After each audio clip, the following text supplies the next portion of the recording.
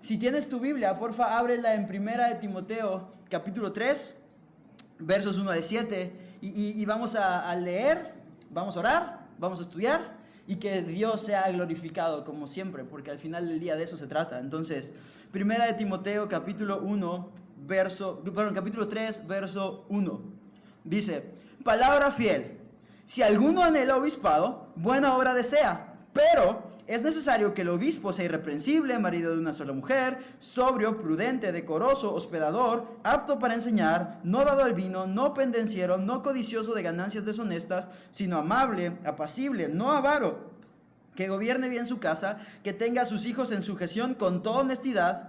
Pues el que no sabe gobernar su propia casa, ¿cómo cuidará de la iglesia de Dios? No un neófito, no siendo que envaneciéndose caiga en la condenación del diablo. También es necesario que tenga buen testimonio de los de afuera, para que no caiga en descrédito y en lazo del diablo. Acompáñame a orar. Jesús, te damos gracias porque tú eres bueno, tú eres fiel y misericordioso. Te damos gracias por tu palabra y porque el día de hoy nos permites reunirnos alrededor de ella y alrededor de ti, Señor, y aprender lo que tú quieras hablarnos. Entonces, Señor, te suplico eso, háblanos, enséñanos e instrúyenos a través de tu palabra, Señor. Y te ruego que me uses y que me escondas detrás de tu cruz para que solo Cristo crucificado y solamente Cristo crucificado sea evidente. Te lo suplicamos, Señor, en Cristo Jesús. Amén. Vientos, y antes de comenzar, quiero aclararte esto. Aunque el texto literalmente se está refiriendo a pastores o a líderes, no es como que nadie más puede obtener fruto de esto. Acuérdate que la palabra de Dios es inspirada, es perfecta y es útil a fin de que el hombre sea perfeccionado y esté enteramente preparado para toda buena obra. Entonces, mi amigo, así seas pastor o no seas pastor, seas líder, no seas líder, seas llamado o no seas llamado al ministerio, Dios tiene algo que enseñarte a través de este pasaje, y Dios tiene algo para ti, para mí, para todos, que tú y yo necesitamos aprender en esta enseñanza. Entonces no es como que, no, pues yo no soy pastor, ni servidor, ni nada, yo ya me voy. O sea, no se trata de eso, ¿no? Todos podemos aprender algo de aquí. Y fíjate, Pablo comienza diciendo: palabra fiel, si alguno anhela obispado, buena obra desea. Ahora, Pablo, como hemos visto en las semanas pasadas, ha estado dándole instrucciones a este joven pastor Timoteo. De hecho, vimos que ya le dijo que tenga cuidado de la doctrina, que tenga cuidado, que milite en la buena milicia, que permanezca cuidando la enseñanza, que no preste atención a fábulas. Después vimos esta instrucción específica para los hombres, ¿no? De quiero pues que los hombres oren en todo lugar, levantando manos santas, sin ira ni contienda. Y después hablaba acerca de las mujeres y da... antes de eso habla de las autoridades y de la oración pública en el servicio de la iglesia. Después habla acerca de las mujeres y cómo ellas debían aprender en la reunión pública.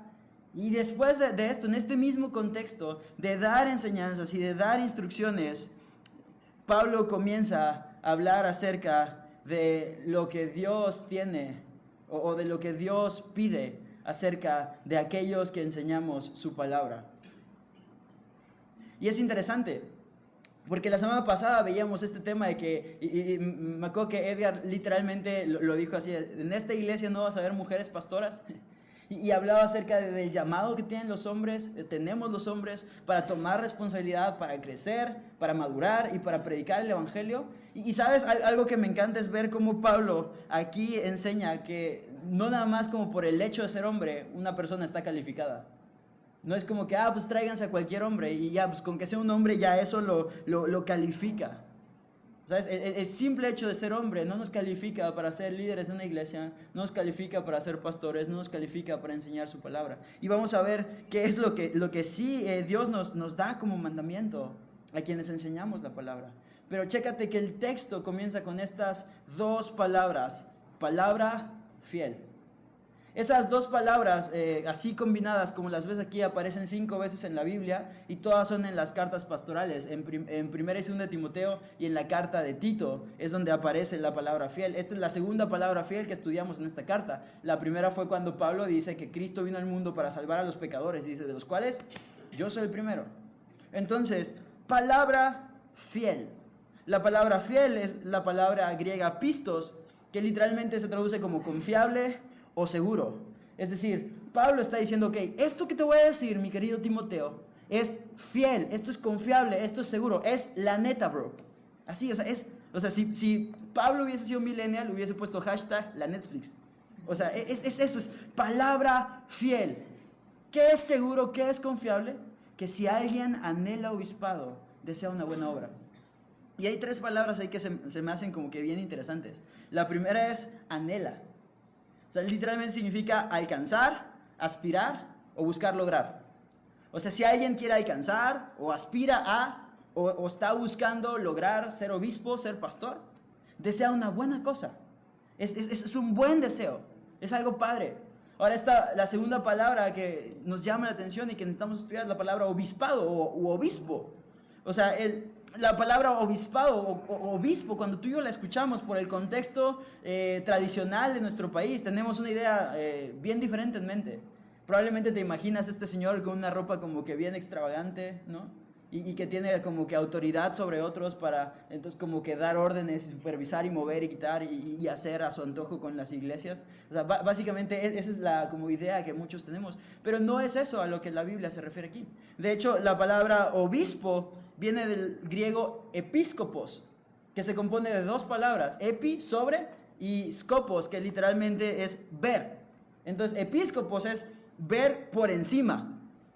Es literalmente alguien que vigila, es un vigilante. Eso es un obispo.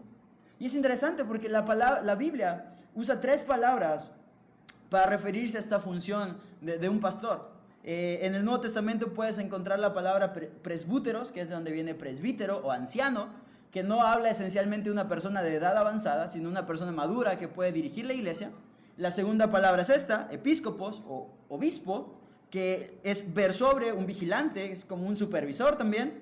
Y la tercera es la palabra poimen, que es pastor.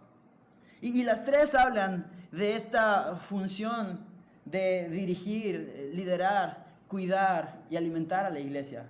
Pero algo que vamos a ver es que más allá de funciones prácticas o de pasos a seguir, así como, como lo he dicho en semanas pasadas, como si fuera el manual de identidad corporativa, más allá de eso, Pablo está hablando del carácter, del corazón que un pastor necesita tener. Pablo está hablando del corazón que no solo un pastor, sino un cristiano debe procurar. Los atributos que tú y yo, como hijos del Señor, mucho más si enseñamos la palabra, necesitamos buscar apasionadamente.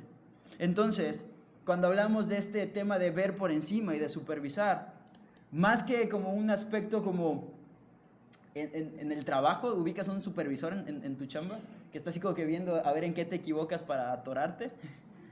O sea, más allá de eso, más que un supervisor como tú y yo lo conocemos, tiene la idea de alguien que está haciendo guardia, de alguien que está cuidando. De hecho, otra traducción de obispo es esa, guardián. Es alguien que vigila para cuidar, para proteger, para defender. Esa es la función de un pastor y de un líder, mi amigo.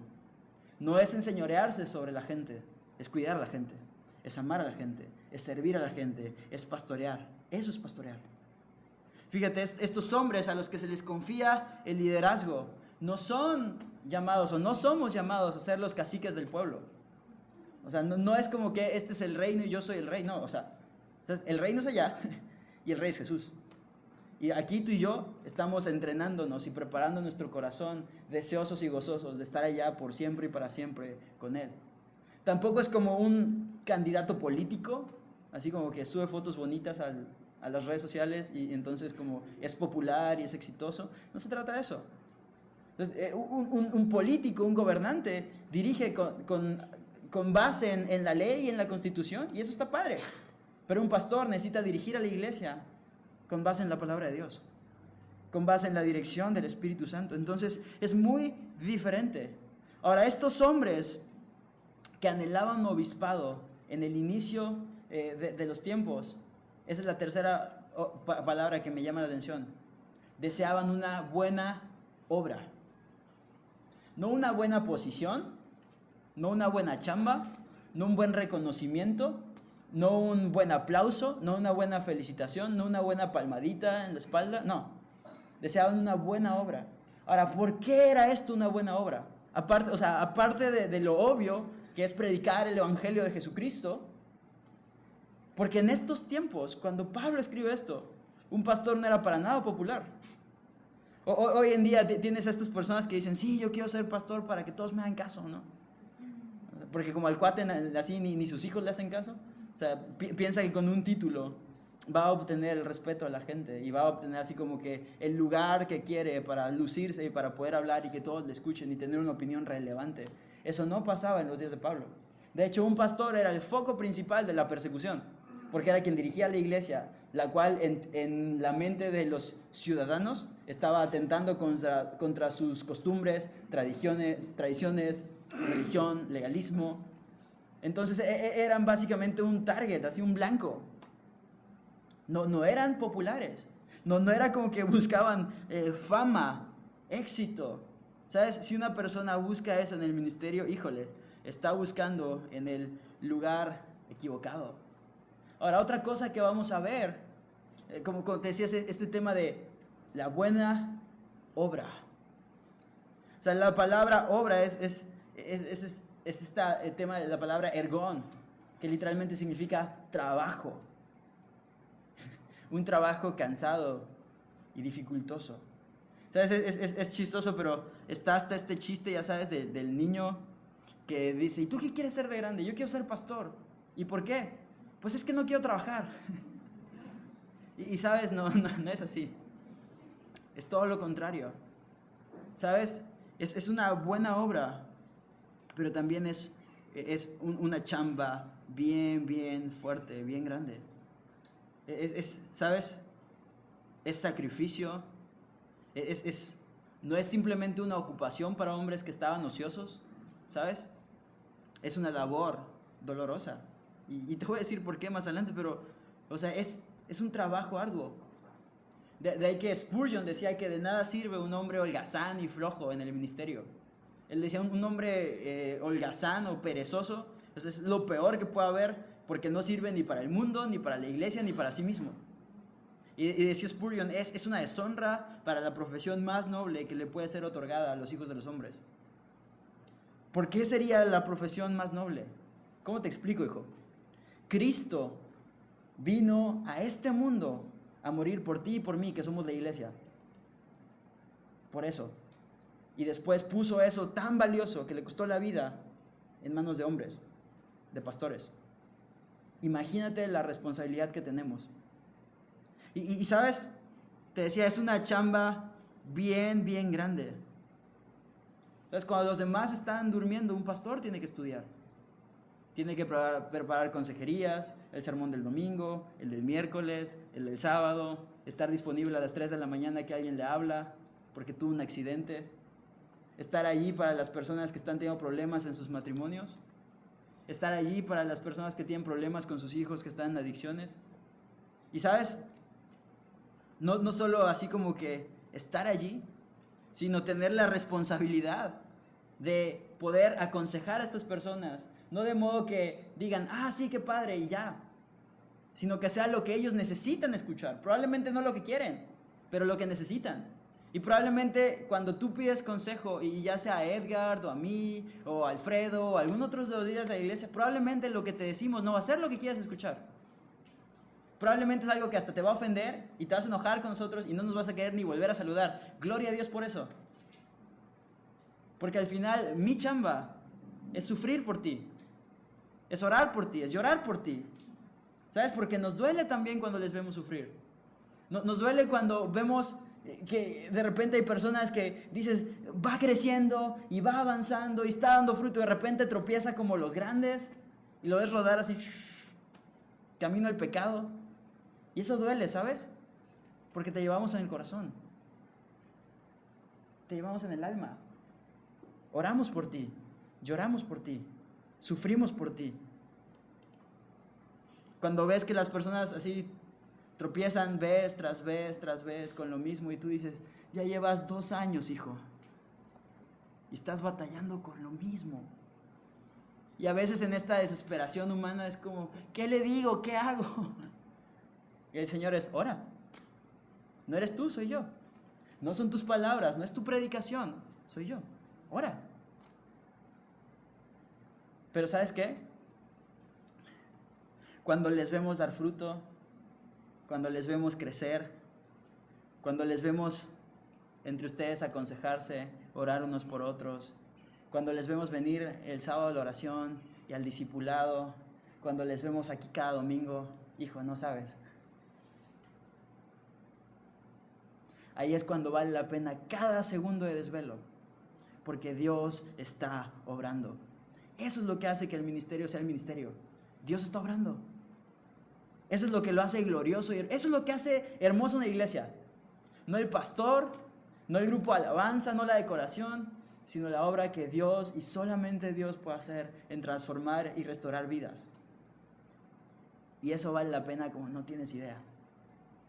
Entonces me acuerdo mucho cuando yo estaba estudiando en escuela de ministerio, una de las frases que más marcó mi vida en mi formación era un pastor que decía, ¿sabes? Quienes están llamados al ministerio van a pagar un precio que no todos tienen que pagar, pero van a ver a Dios obrando en primera fila como muchos ni siquiera se imaginan.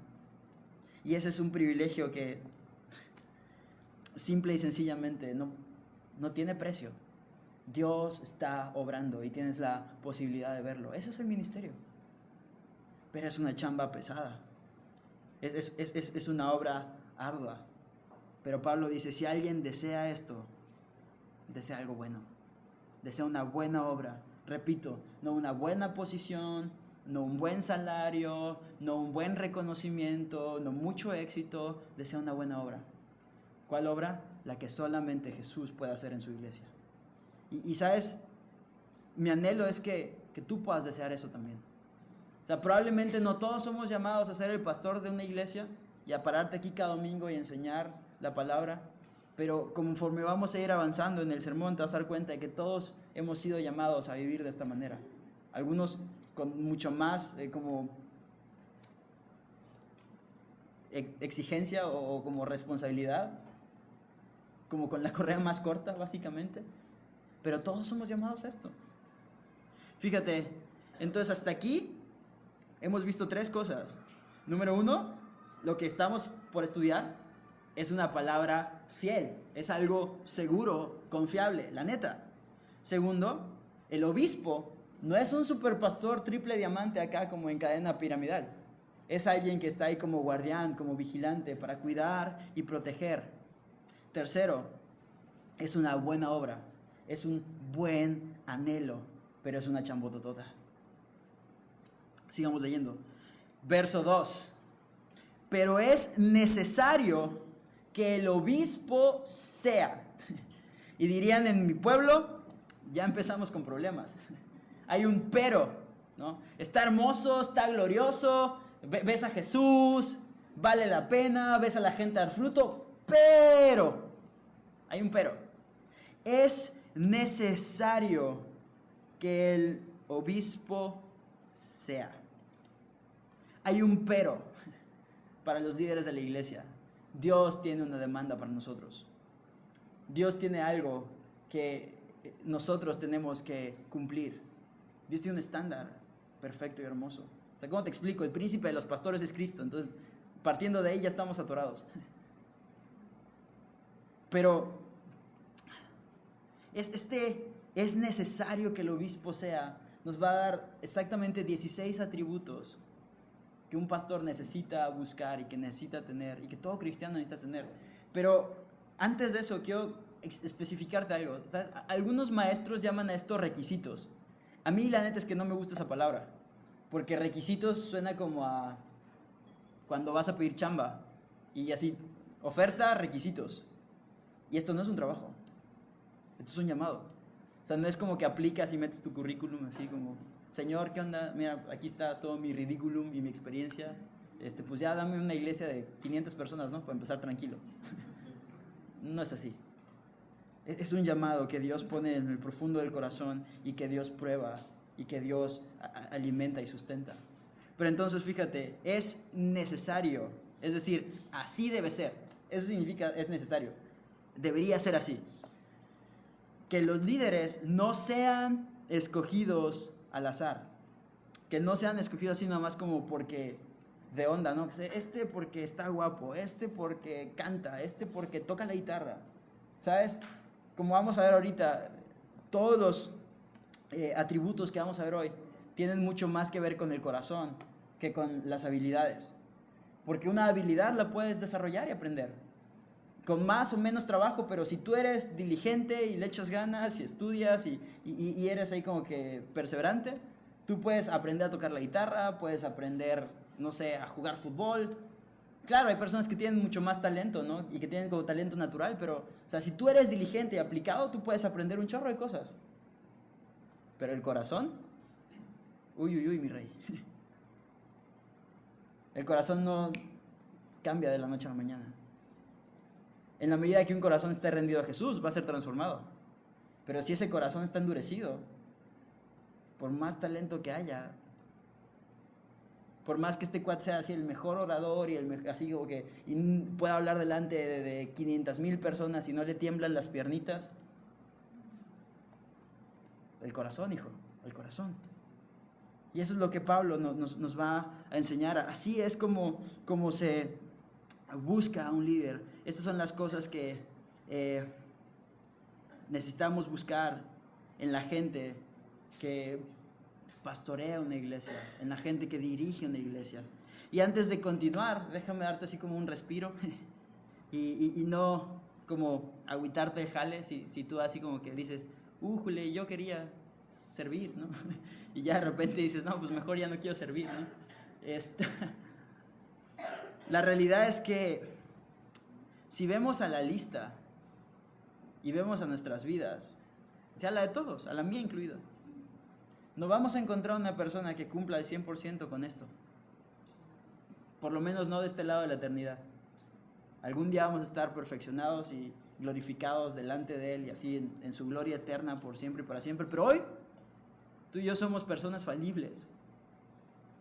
Somos personas en un mundo caído, rodeados de gente que también tiene pecado en su corazón, de gente que también se considera más importante.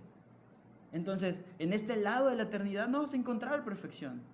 Entonces podemos ver esta lista como unas metas a alcanzar. No como para decir, uy, bueno, pues entonces ahí nomás con que medio le haga, ¿no? No.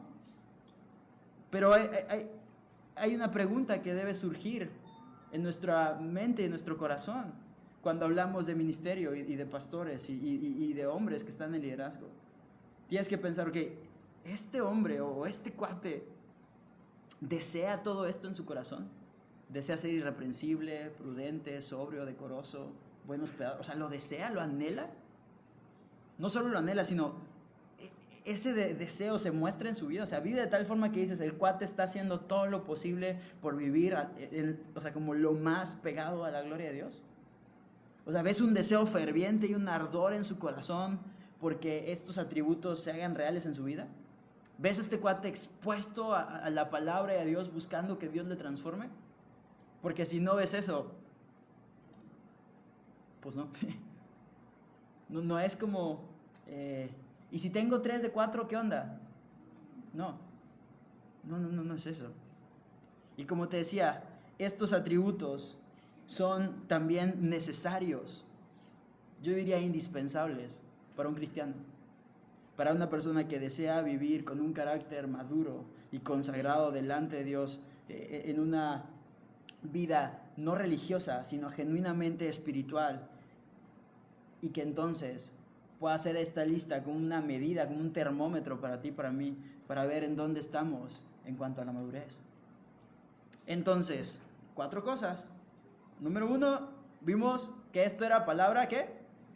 Fiel. Número 2, vimos que un obispo era un guardián vigilante. Número 3, vimos que era es un buen anhelo, pero es una chambota. Y número 4, hay un pero. Es necesario que, ¿cuáles son estos atributos que vamos a ver? Te decía, son 16 atributos a imitar en los próximos 5 versículos y medio. Y nos muestran la forma en la que un líder o un pastor debe relacionarse básicamente con 3 cosas. Con la iglesia, con su entorno y con la gente de fuera de la iglesia. Entonces, pues sin más, pues vamos allá, ¿no? capítulo 3, verso 2, parte B. Es necesario que el obispo sea irreprensible, marido de una sola mujer, sobrio, prudente, decoroso, hospedador, apto para enseñar, no dado al vino, no pendenciero, no codicioso de ganancias deshonestas, sino amable, apacible, no avaro, que gobierne bien su casa, que tenga a sus hijos en su ocasión con toda honestidad, pues el que no sabe gobernar su propia casa, ¿cómo cuidará la iglesia de Dios? Un neófito, no siendo que envaneciéndose caiga en la condenación del diablo. También es necesario que tenga buen testimonio con los de fuera para que no caiga en descrédito y en lazo del diablo. Bueno, vámonos, eso ha sido todo. Ay, ay, ay, mi rey. Irreprensible. La palabra irreprensible significa nada que te pueda ser usado en contra. O sea, desde ahí empezamos. Mayday, mayday. Una persona que busca estar en el ministerio, que anhela, que desea el obispado, debe ser irreprensible. No debe haber nada que otros puedan usar en su contra para atacarlo y atacar a la iglesia. Y uno puede decir, ¿cómo? Entonces, una persona que nunca peque, no.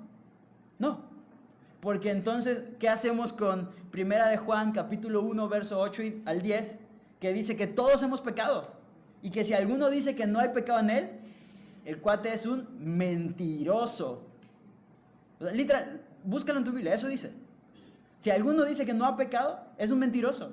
Y tú puedes decir, Marcelino, o sea, ¿qué onda? ¿Así nos llevamos? ¿Me estás diciendo mentiroso? No, mi rey, la Biblia te está diciendo.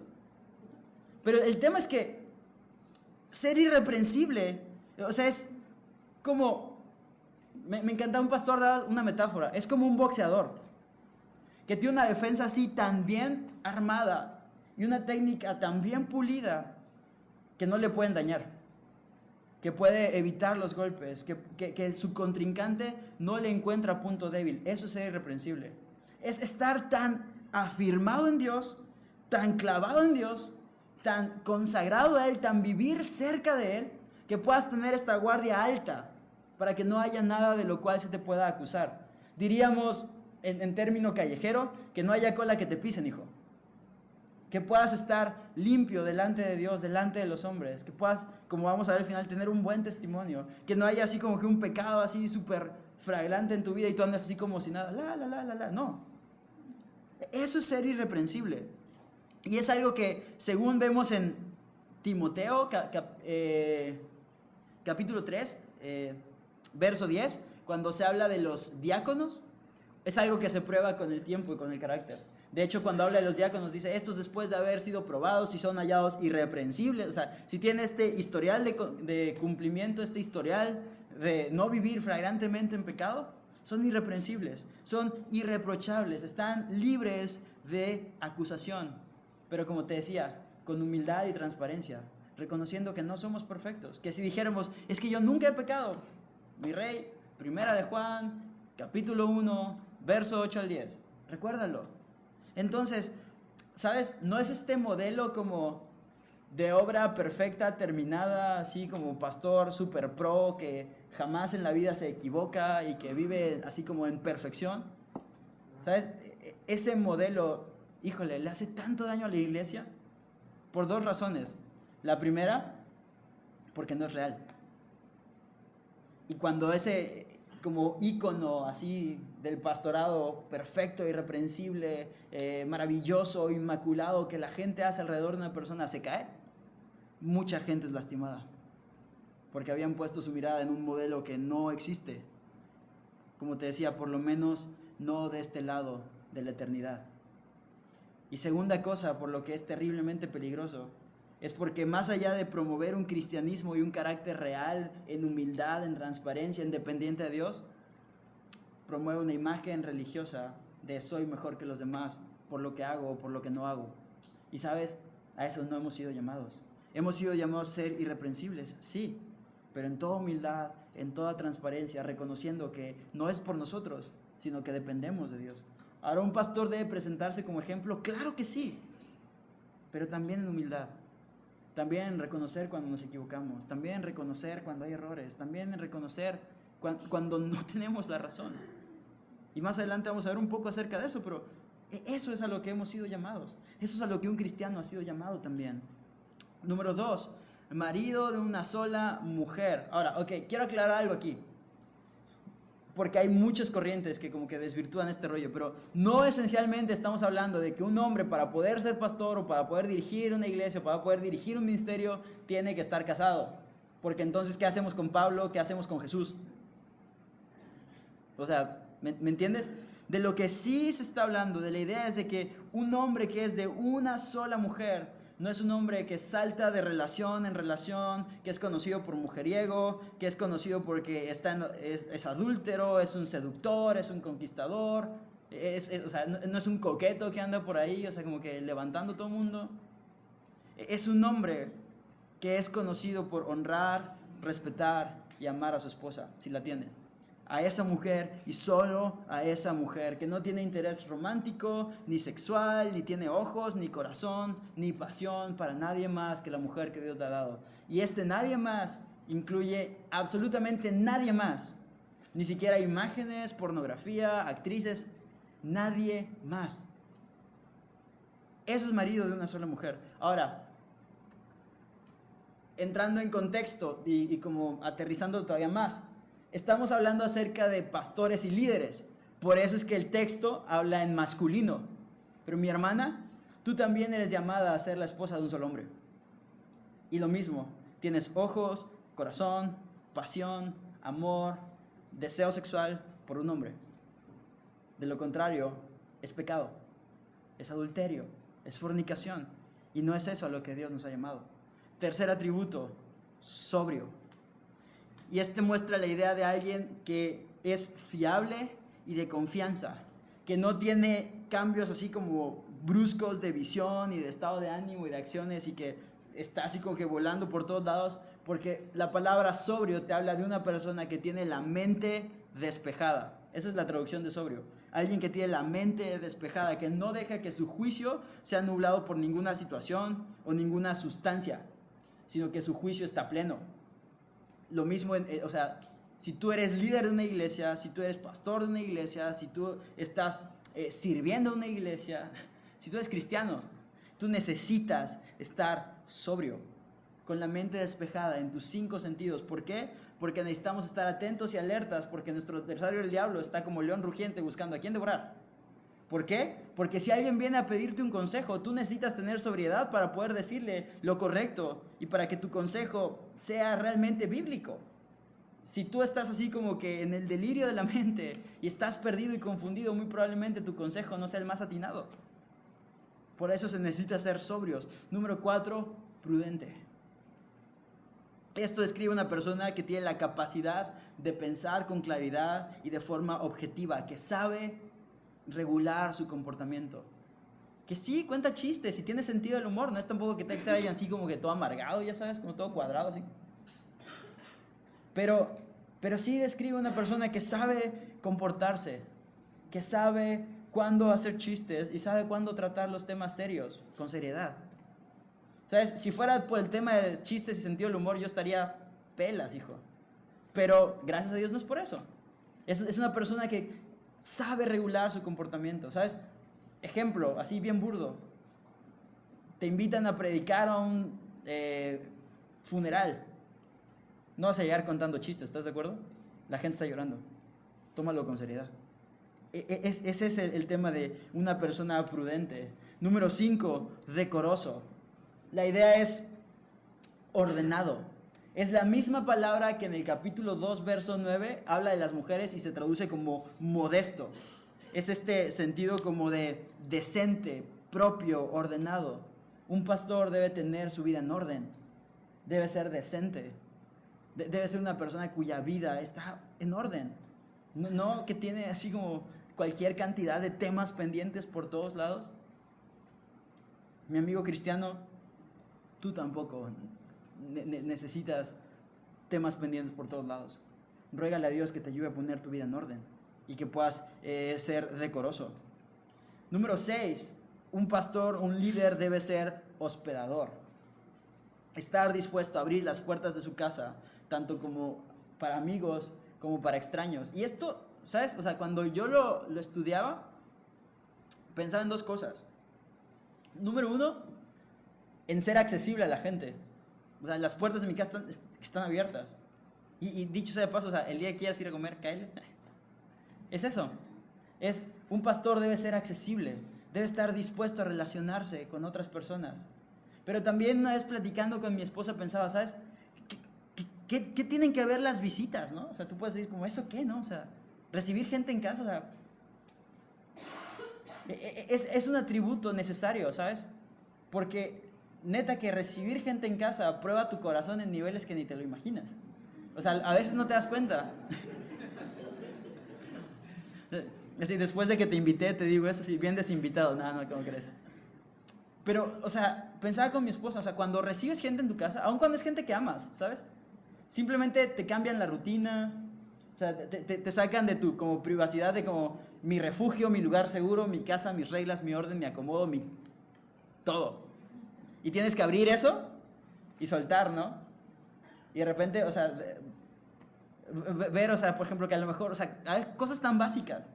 Tu rutina de levantarte el sábado y desayunar a las 8 de la mañana, bueno, eso es también. Y de repente tienes visitas que se levantan a las 10 de la mañana y que se bañan con toda calma y que bajan como a las 11 y tú muerto de hambre, así que...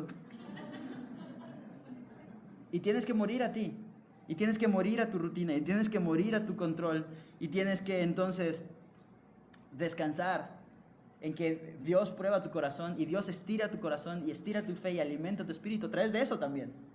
¿Ves? O sea, hasta en las cosas más básicas. O sea, yo me acuerdo, por ejemplo, cuando recién nos casamos con mi esposa, no sé si a ustedes les pasó, pero eso es como que las primeras cosas, como lo que ella está acostumbrada, lo que tú estás acostumbrado, y cada uno tiene que morir, porque ahora, o sea, la casa no es tuya, la casa no es suya, es de los dos. Y es este tipo de cosas. Dicho sea de paso, ¿por qué tú y yo deberíamos ser buenos hospedadores? Porque Jesús es buen hospedador. Juan 14, me encanta, porque Jesús dice que Él se va porque va a preparar morada para nosotros. O sea, imagínate, Dios te está preparando así un lugarcito en el cielo. O sea, me imagino que ya por ahí me puso unos chocolates o algo así. Pero Dios te está preparando morada, Jesús te está preparando morada. Por eso tú puedes preparar morada para otros. Y tú puedes hospedar y abrir las puertas de tu casa y tener confianza, porque Jesús te abrió las puertas a ti. Y no de tu casa, bro. Del cielo. 7. Apto para enseñar. Y este es así como sumamente importante. Un pastor, un líder, tiene que ser apto para enseñar. Y con apto me refiero a una persona que está instruida en la Biblia, que está capacitada para enseñar, ya sea en público o en privado. Una persona que está entrenada en la palabra, que conoce la palabra y que puede compartirla y enseñarla a otros. Entonces, un pastor, un maestro, un líder, ¿debe ser alguien que tenga todo resuelto y no tenga ninguna duda? No. Porque la neta es que siempre va a haber temas complicados. Hay asuntos que hemos llamado, por ejemplo, periféricos, temas de opinión, temas que no son súper claros y que no tienen así como que una definición como de esto es, como la Navidad, por ejemplo. Y entonces, ¿qué pasa ahí? ¿Deja de ser apto? No, pero es llamado a ser humilde. Me encantaba que la semana pasada, ¿se acuerdan? Justamente con el último versículo del capítulo 2, Edgar decía, la neta, esto no es algo que yo tengo así como súper resuelto, es algo en lo que yo he leído, he estudiado, he investigado, hay dos cosas que me convencen, una es esta, la otra es aquella, tú toma tu conclusión. O sea, me acuerdo cuando yo estaba estudiando en el instituto, en la escuela de ministerio, había un pastor, Sergio López, argentino, es el pastor hispano de Calvary Chapel en Costa Mesa hace como 30 años. Y aparte argentino, imagínate el estereotipo, ¿viste?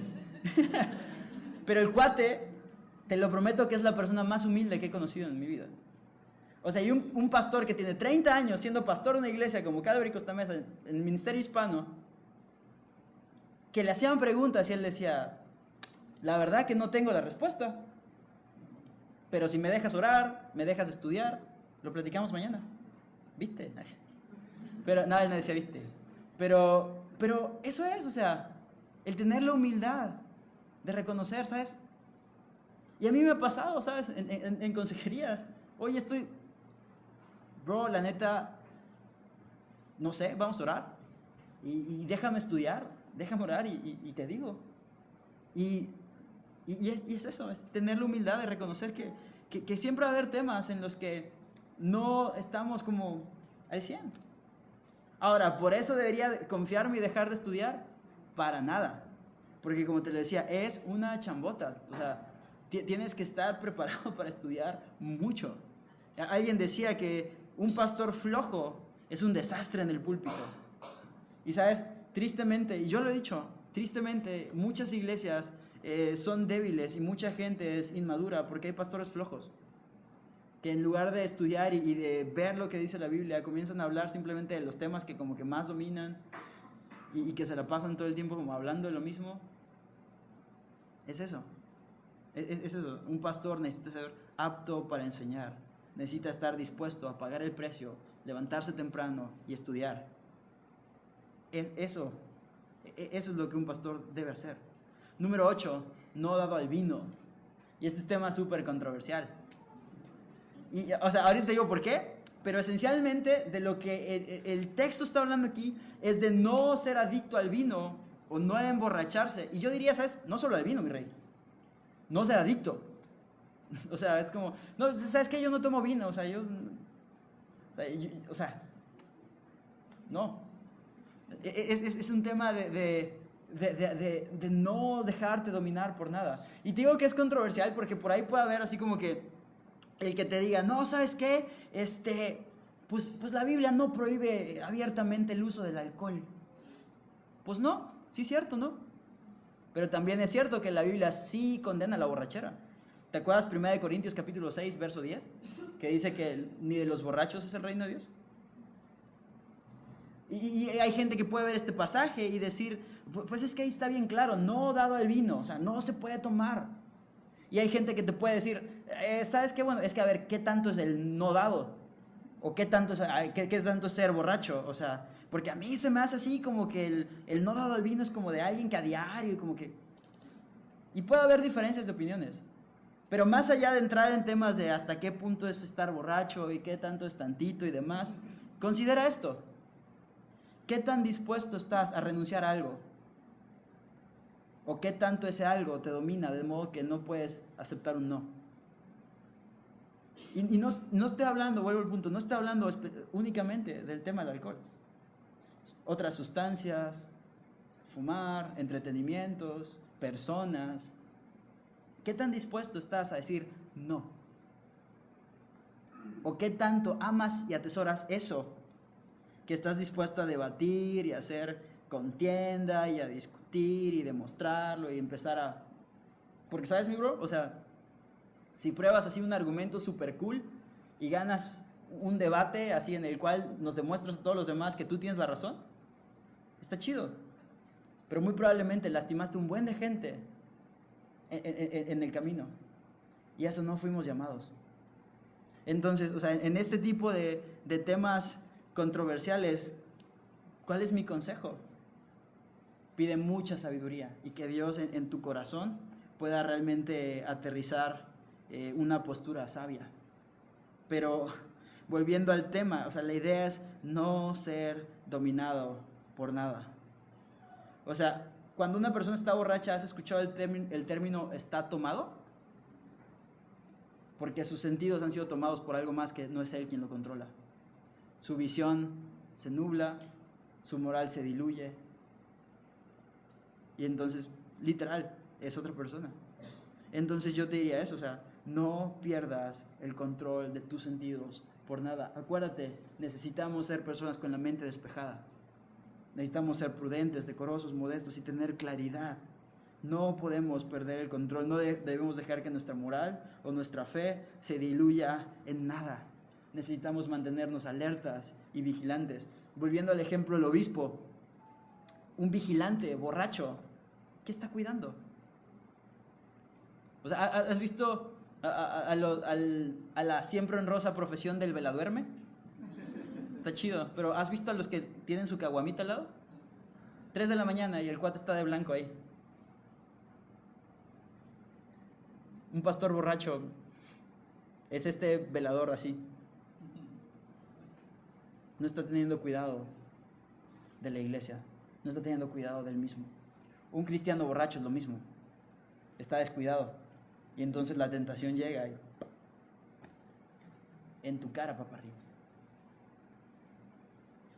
Número 9, no pendenciero.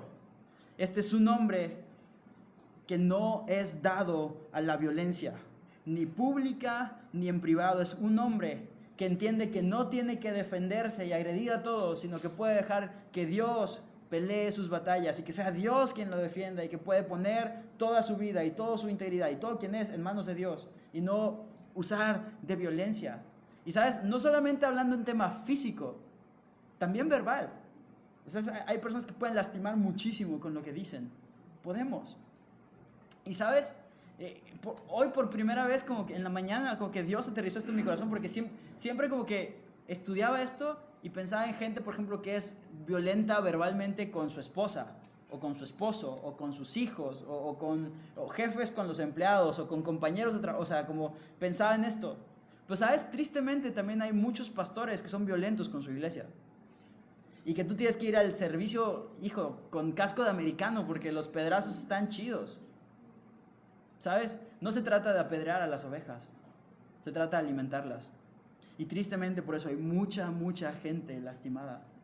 ¿Sabes otra cosa que me llamó mucho la atención? La palabra pendenciero es la palabra griega plektes, que también significa matón. Esencialmente, un pastor pendenciero, verbalmente, puede matar la fe de sus ovejas. Ouch. Mi queridísimo amigo que eres padre, un papá pendenciero puede matar la fe de sus hijos. Aguas. 10. No codicioso de ganancias deshonestas. Y este es súper clara. No codicioso de ganancias deshonestas. Está hablando del término económico. ¿Sabes? Alguna vez Charles Spurgeon dijo que si un hombre trabaja para Dios por dinero, va a trabajar para Satanás por un salario más alto. Alguien dijo alguna vez que si un hombre no está dispuesto a soportar la pobreza pacientemente, inevitablemente se va a convertir en víctima de una perversa y despreciable avaricia. ¿Sabes? Esto es súper importante. La iglesia no es un lugar para obtener beneficios, ni para ti ni para mí, hablando en términos económicos. Aquí venimos por Jesús. Venimos por obtener su gracia y su enseñanza y su palabra y que su espíritu nos guíe, pero no venimos por dinero. Y tristemente yo creo que este es el atributo así más como pisoteado en las iglesias en el mundo. Y de ahí que tienes estos videos de gente que literalmente le roba a la gente y que les sangra así como que bien gacho, y que les humillan y les obligan a dar y les presionan y hasta les aplican así como que psicología bien pro para que suelten lo que no tienen, cuando la realidad es que un pastor no es llamado a eso. Y sabes, si alguien está escuchando esto en internet, neta, perdón. O sea, no juzguen al cristianismo por los errores de personas, juzguenlo por Cristo. Y si en Cristo encuentras error, dale. Pero entonces, o sea, ¿sabes? Eso va totalmente en contra de la esencia de lo que un pastor debe ser. Un pastor debe alimentar y dar, no exigir y demandar. Me encanta Pablo en 2 Corintios, capítulo 12, verso 14 y 15. Ayer lo veíamos con los hombres, pero es este tema de Pablo cuando... Vamos allá. 2 Corintios, capítulo 12, versos 14 y 15.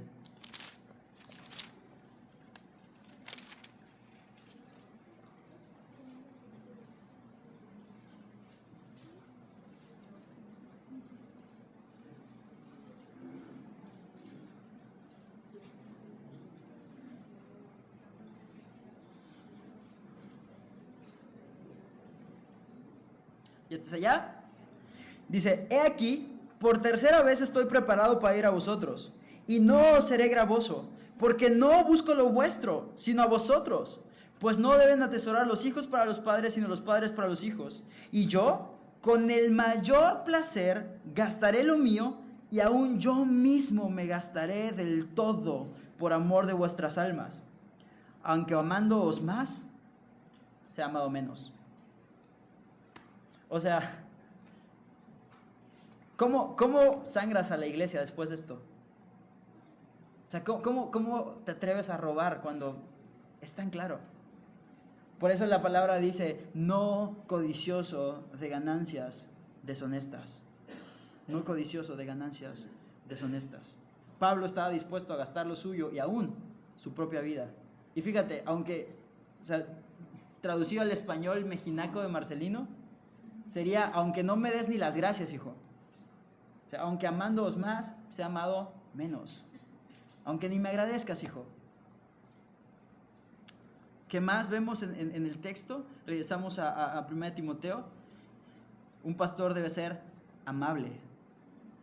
Una persona amable es una persona que se comporta con afecto, educación y agrado con los demás. Alguien que es bondadoso y considerado. Ojo, con todos. Con los que te caen bien y con los que no tanto. Con los que al final de un servicio se acercan y te dicen, bro, gracias por tu vida, gracias a Dios por tu vida, te amo un chorro, me ayudó un buen el sermón, estuvo padrísimo. Como con los que se van ahí hablando mal de ti. Con ellos también necesitas ser amable. Tanto con quien llega y te da un abrazo y te saluda así de forma súper afectuosa, como con quien ni te pela. Tú necesitas ser amable, yo necesito ser amable, necesito ser considerado y bondadoso a pesar de lo que la gente diga. ¿Por qué? Porque como Pablo, aunque amándoos más, sea amado menos. Y aplica para todos. Número 12, apacible. Una persona apacible es una persona que es mansa, dulce y agradable. Es el tipo de persona que no está peleando por cualquier cosa siempre.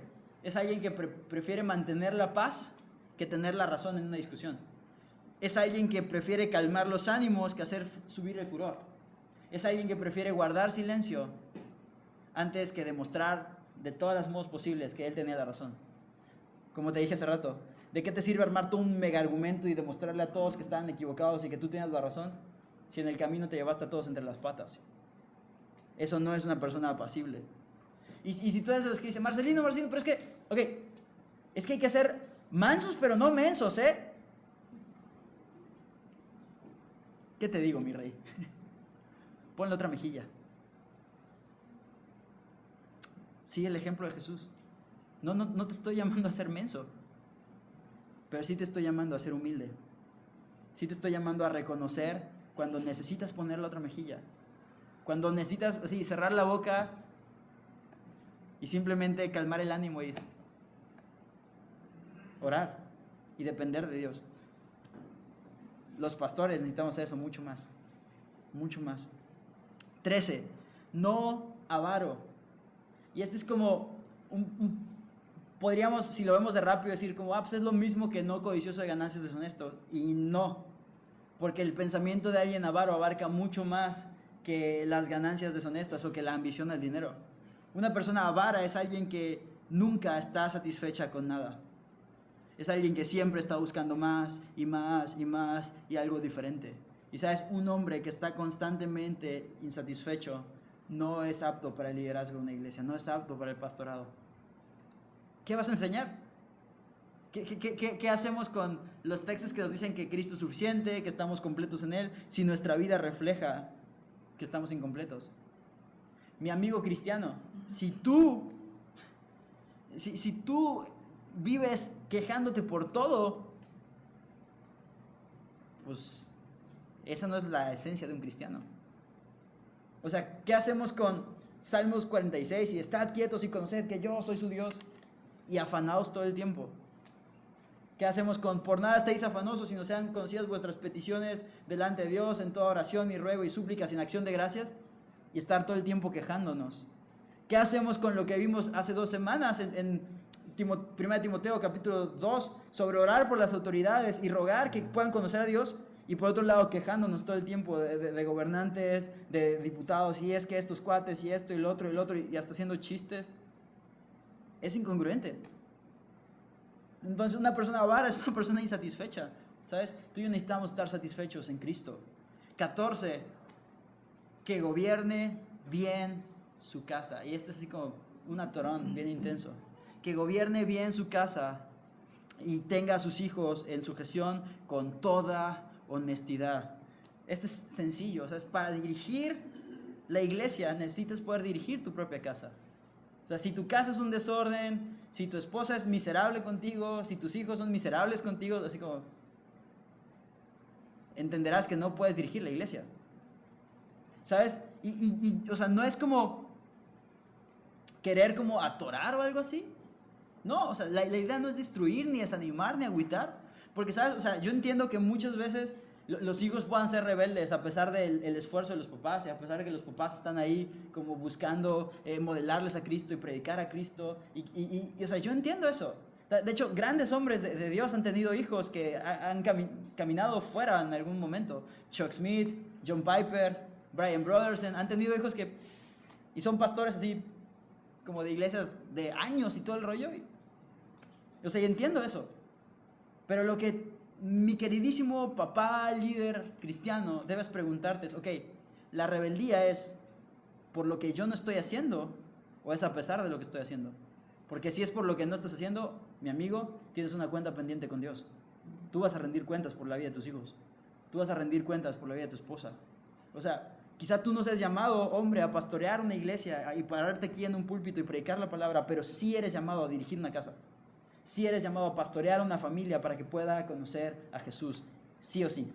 Y esa es tu chamba y esa es tu responsabilidad. Así que mi queridísimo amigo líder cristiano, yo te preguntaría eso, ¿cómo está tu casa?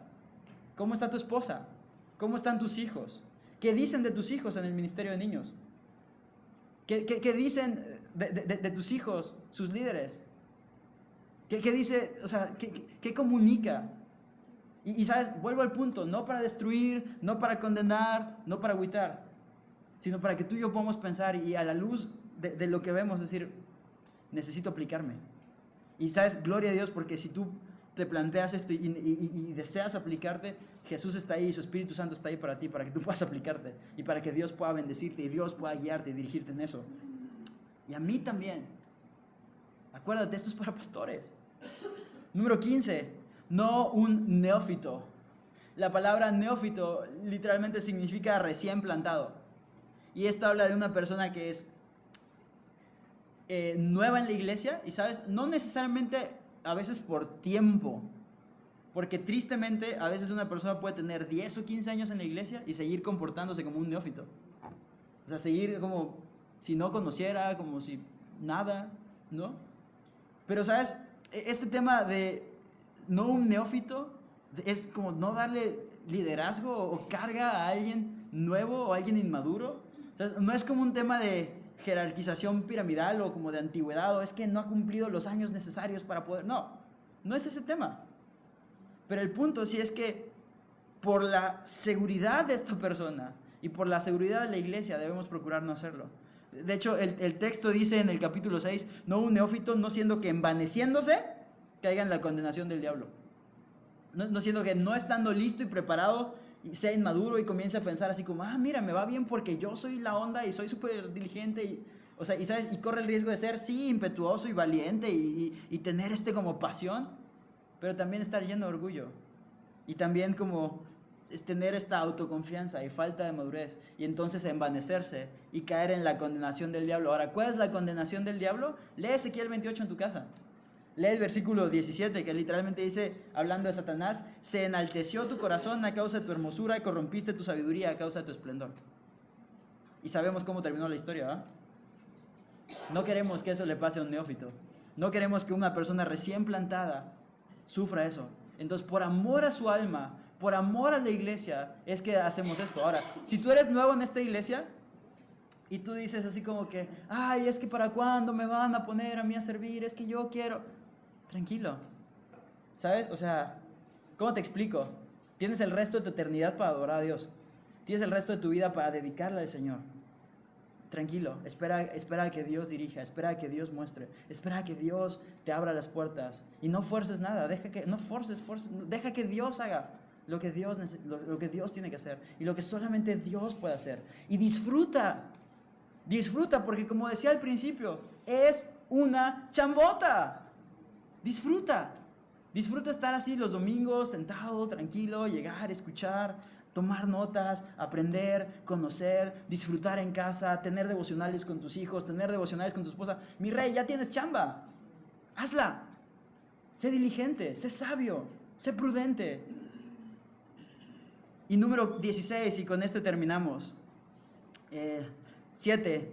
También es necesario que tenga buen testimonio de los de fuera para que no caiga en descrédito y en lazo del diablo. O sea, básicamente, este atributo engloba los otros 15. Todo lo que acabamos de ver: sabio, prudente, decoroso, buen hospedador, marido de una sola mujer, que tenga a sus hijos y su casa en sujeción. Todo eso tiene que ser evidente. Eso es buen testimonio. O sea, que la gloria de Dios, que los atributos de Dios, que la dirección de Dios, que la palabra de Dios se noten en tu vida y en mi vida. ¿Sabes? Si los atributos de Dios no se notan en mí como pastor, todo lo que yo te digo aquí no sirve de nada. Porque te estaría mintiendo. Necesitas ver estas cosas. Y sabes, tú también necesitas reflejar estas cosas. Necesitamos vivir esto. Que sea evidente. Y ojo, no solo con los de aquí de casa, allá afuera también. Entonces me acuerdo mucho de una consejería que tuve hace un chorro de tiempo en Querétaro. Y me encantaba ver la honestidad de este cuate que me decía: es que, bro, o sea, es que te lo prometo, si tú vas y le preguntas a mis vecinos, ellos te van a decir que mi esposa y yo gritamos todo el tiempo. Y él sinceramente estaba así preocupado por eso, porque, o sea, no estoy dando testimonio. Y sabes, o sea, sí estaban actuando mal, pero eso tú y yo necesitamos tenerlo. Este deseo de tener un buen testimonio, de que lo que tú y yo vivimos sea real y sea visible a todos. Y como te dije al principio, de este lado de la eternidad no vas a encontrar a alguien que al 100% cumpla con todo esto. Pero sí necesitamos vivir buscándolo. Sí necesitamos vivir deseando que Dios haga esta obra en nuestros corazones. Que los demás puedan ver en nosotros a hombres irreprochables, maridos de una sola mujer, sobrios, prudentes, decorosos, hospedadores, aptos para enseñar, no borrachines, no pendencieros, no codiciosos de ganancias deshonestas, sino que seamos amables, apacibles, no avaros. Pero mi rey, si en la oficina eres el amarguetix, el chismoso, el envidioso, eso no es el mejor ejemplo de un cristiano, ¿estás de acuerdo? Necesitamos vivir como cristianos. Pastores, líderes, mucho más. Tenemos la correa así súper cortita. Necesitamos vivir así. Para terminar ya, ahora sí, lo prometo. Si tú crees que Dios te ha llamado al ministerio, o tienes el deseo, el anhelo de servir en el ministerio, pastor, misionero, maestro, líder de aquí, si tú tienes esta sensación del llamado, y con todo lo que dije ahorita y toda la lista, tú estás así como que changos, ¿cuánto me falta? Déjame decirte una cosa. Yo, Marcelino, veo la lista y me siento abrumado y humillado, porque tengo sí o sí que reconocer: ay, mi Dios, eres tan perfecto, eres tan grande, tan bueno, y yo soy tan una cucaracha. Ay. ¿Y qué hacemos entonces? Recordar que de lo vil y lo menospreciado escogió Dios. Recordar como... ¿Algunos de ustedes estuvieron el día que me ordenaron? ¿Se acuerdan la porción que leí ese día? Esa porción, esa neta que Dios lo usa para mantenerme a raya. Primera de Timoteo, capítulo 1, versículo 12. Doy gracias al que me fortaleció, a Cristo Jesús, nuestro Señor, porque me tuvo por fiel, poniéndome en el ministerio. O sea, Dios me dio el voto de confianza a pesar de lo que yo soy, por lo que Él es. Mi amigo, no te desanimes. De lo vil y menospreciado escogió Dios. Y tú y yo, por su gracia, y solo por su gracia, y por su fidelidad, y solo por su fidelidad, podemos aspirar a ser transformados y a ser hechos nuevas criaturas, y a ser cada día un mejor cristiano, un mejor hijo de Dios, una persona que se parece más a Cristo, no por tu esfuerzo, no por mi esfuerzo, no por tu experiencia, no por la mía, no por mi predicación, no por la de Edgar, no por Calvary Chapel, porque Jesús es nuestro Señor. Porque Pablo mismo escribía en Filipenses que él estaba persuadido de una cosa, que el que comenzó la buena obra en nosotros va a ser fiel en perfeccionarla hasta el día de Cristo. Mi hermano, no te desanimes. Dios puede hacer de ti esto. Y así como tú y yo podemos ver este espejo, esta lista y decir, uy, estoy medio puerco, Dios puede meternos así al servicio de lavado completo. Y Dios quiere hacer eso. La pregunta es, ¿qué vas a hacer tú, mi rey? ¿Vas a responder al Evangelio? ¿Vas a vivir buscando el Evangelio? ¿O te vas a tirar en la flojera? Escoge.